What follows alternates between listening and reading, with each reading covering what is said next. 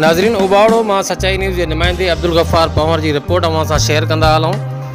त उबाड़ो लॻू ॻोठ झंगल मलिक में महीनो अॻु क़तल थियल मोहम्मद पनाह भुट्टो के वारसनि जो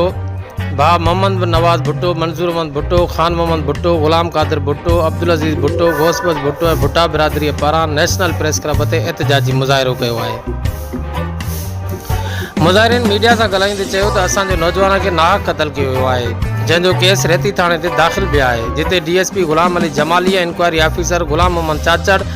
इंसाफ़ करण बजाय केस में हेराफेरी करण में रुधल आहिनि